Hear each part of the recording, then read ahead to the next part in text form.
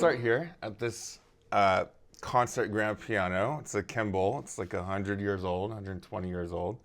My grandma bought it from a man who played with Liberace. I think it was like he was the band leader, and he used to play on this piano, which is kind of funny because Granny went to the same music conservatory as Liberace, not at the same time, but I think it was in Wisconsin. So they both went there.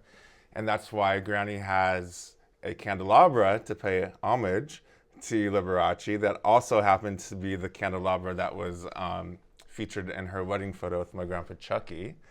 But Granny was kind of a music prodigy. And I will not do the hot cross buns one for you because that's embarrassing. I did not get the musical prodigy from Granny. Okay, so over here in this corner of the room, some artifacts. This one is a dinosaur bone. I don't know if it's a femur or something, but looks like pelvic area. Dinosaur fossil, I should say. Granny would not be happy if I said bone. But these are her Stanford yearbooks that she went to. In 1947, this is the interesting thing. Granny was an upperclassman and a lowerclassman by the name of Sandra Day happened to be there at the same time as Granny. And her image would be, did I get it right? That's Sandra Day, as we know her as Sandra Day O'Connor.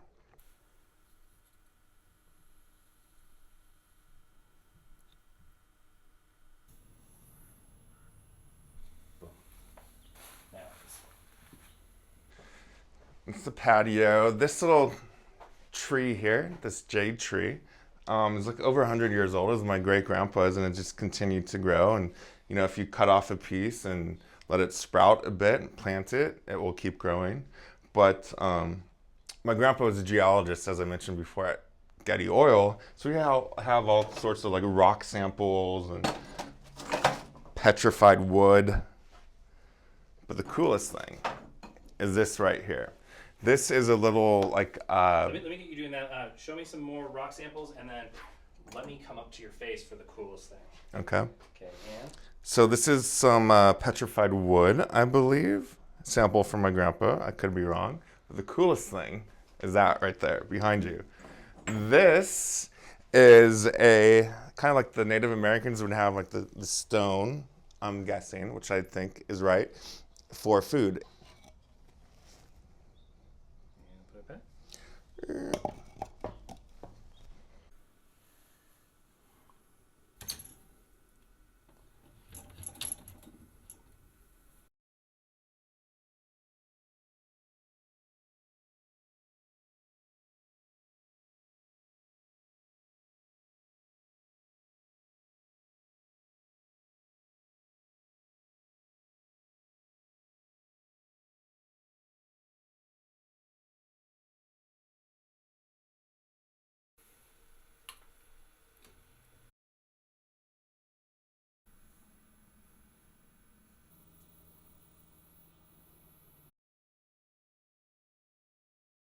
This is kind of like the Stir's history, where everything comes into play. So my whole story is about my grandparents' life, my family's life, my dad and uncle included, but specifically my grandma, who was an archaeologist and turned out to be a spy during this time in the late 50s, 60s era. They lived in Turkey, Pakistan, New Orleans, and then back to Iran over a period of 10 years. Then I found this book. This book is kind of what started it all. It's a book of letters that my grandmother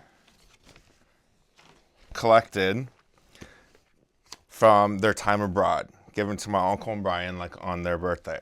So it's a copy of all the correspondence they had together and sending it to their grandparents and everybody back in the States. It's really here where she documented literally everything she did.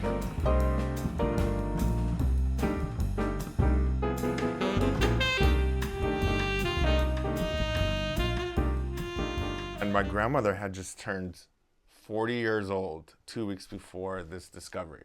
So imagine being 40 and having been a spy for nearly 10 years, having a young family in the Middle East, having graduated Stanford, being a musical prodigy, and having a city that you discovered that you didn't get credit for. That was my grandma's life during that time, which is pretty cool. But I also have to include this.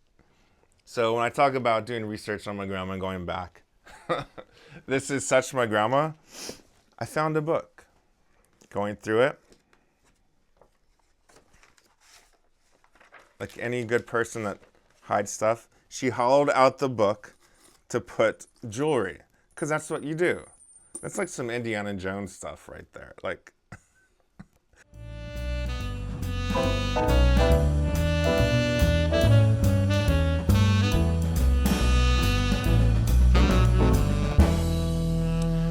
so this is the most, I don't know, heartbreaking, but emotional piece for me when I was doing all this research with my grandmother. This is the last drawer that I went through, this ugly yellow drawer next to my coloring book as a kid when I come here.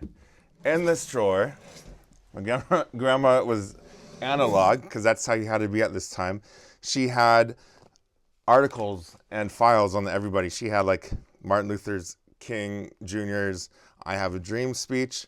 But then I recognized a name, John Hansman. Let me find it, because here we go. John Hansman, the one that discovered Hecatopolis with her, but omitted her from history. And then below that said Cumis. That means Shari Cumis or Hecatopolis.